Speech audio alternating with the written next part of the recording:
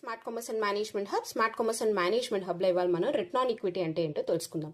ఈ return on equity అనేది మనకి రేషియో అనాలిసిస్ లో వస్తుంది. ఓకేనా, అసలు రిటర్న్ ఆన్ ఈక్విటీ గురించి తెలుసుకునే ముందర ఈక్విటీ అంటే ఏంటో తెలుసుకుందాం. ఈక్విటీ అంటే ఏంటంటే ఏదైతే మనకి అసెట్స్ అవైలబిలిటీలో ఉన్నాయో ఆ అసెట్స్ ని యూజ్ చేసుకుని మనం లైబిలిటీస్ ని పే చేస్తాం.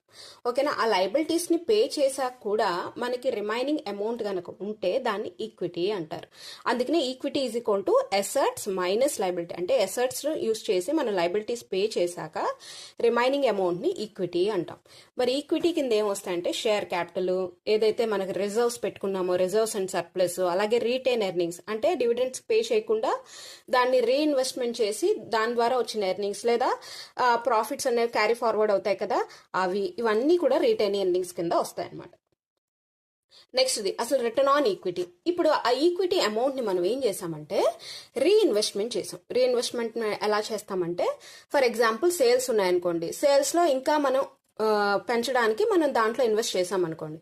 ఆ సేల్స్ పెంచడానికి రీఇన్వెస్ట్ చేశాక అందులో ఈ ఈక్విటీ అనేది మనకు కొంత ప్రాఫిట్ అనేది వచ్చింది అనుకోండి, దాన్ని నెట్ ప్రాఫిట్ అంటారు. ఓకేనా, దాన్ని రిటర్న్ ఆన్ ఈక్విటీ అంటారు. అంటే ఈక్విటీ మీద వచ్చిన మా ప్రాఫిట్ అని. ఓకేనా, రిటర్న్ ఆన్ ఈక్విటీ ఫార్ములా చూడండి, net income or net profit by equity into 100. అంటే ఈక్విటీ యూస్ చేయడం వల్ల వచ్చిన నెట్ ప్రాఫిట్. ఓకేనా, అందుకే దాన్ని రిటర్న్ ఆన్ ఈక్విటీ అంటారు. ఎగ్జాంపుల్ చూద్దాం. ఎగ్జాంపుల్ ప్రాబ్లం దీనికి ఎలా ఇస్తాడంటే, షేర్ క్యాపిటల్ ఇస్తాడు, reserves and surplus, return earnings ఇచ్చి నెట్ ప్రాఫిట్ ఇచ్చి మనకి ఆర్ఓఈ కనుక్కోండి, రిటర్న్ ఆన్ ఈక్విటీ కనుక్కోండి అంటే ఎలా చేయాలంటే ఇవన్నీ యాడ్ చేయాలి. షేర్ క్యాపిటల్ మనకి ఈక్విటీ ఫార్ములా చెప్పాను కదా, share capital plus reserves and surplus plus retain earnings. So 1 lakh plus 2 lakhs plus 2 lakhs ఎంత 5 lakhs అయింది.